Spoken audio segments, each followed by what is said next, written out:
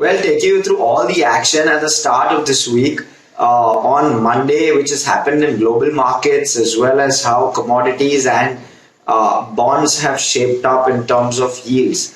So all three US benchmark indices continued to gain. In fact, they rose to new all-time highs. The infrastructure bill, the $1 trillion infrastructure bill, which was proposed by President Joe Biden, has now been passed in both houses, leading to infra stocks being Monday's biggest gainers.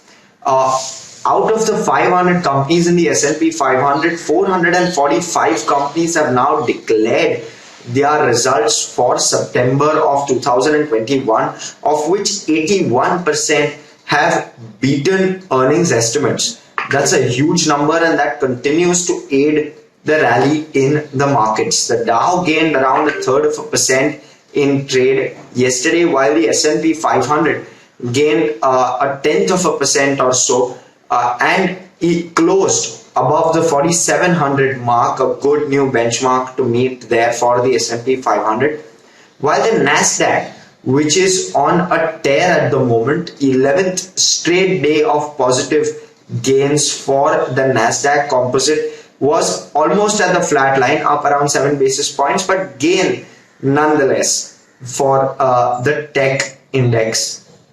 Moving on to how Europe is shaped up. European markets too closed mixed or pretty much near the flat line yesterday. The DAX and the FTSE were down 5 basis points in trade. The CAC 40 was up 1/10%, and the Stock 600 was up just about 4 basis points. A really small gain for the Stock 600 there.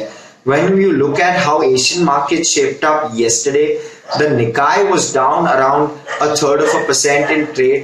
However, some of those losses have been reversed in early trade today. The Nikkei is up around 1/10% as we speak. The Shanghai was up around 1/5%. In fact, one of the only major indices outside of India which gained. However, the Shanghai is absolutely flat in early trade today as we speak. The Hang Seng was down around 0.4% in trade yesterday, and it's reversed some of those losses in early trade today, while the ASX 200 was absolutely flat yesterday and continues to be flat in early trade today. The Kospi, which was down around 1/3%, is down around 1/5% in early trade as we speak. Moving on to how the economy in Asia is shaping up. Chinese October exports slowed, but they have beaten estimates. So that's good news overall for Asia as well as for Europe. Asian indices, which closed in the red yesterday, obviously as we spoke, have opened mixed today. When you look at commodities, the London Metal Exchange index closed higher for the second consecutive day. It was up around 0.5% in trade yesterday, with aluminium up almost 2% at close of trade yesterday.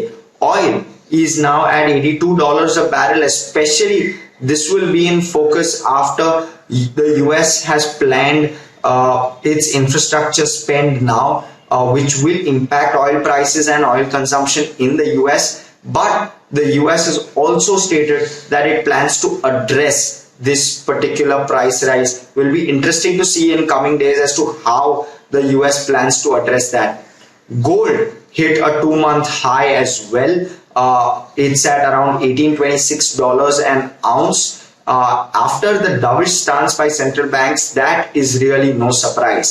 When you look at the 10-year treasury yields as well, it's gone up a bit. It's inched up to 1.486% in early trade today, especially given the inflation focus. US inflation numbers expected to come out later this week. Bitcoin, though, has been an absolute focus. It's at the $67,500, and mind you, it has gained 8% overnight, and it had gained 5% yesterday as well. So very strong week to start for cryptos. Overall, an extremely happening Monday and Tuesday, early Tuesday for global markets. Let's have a look at how India opens.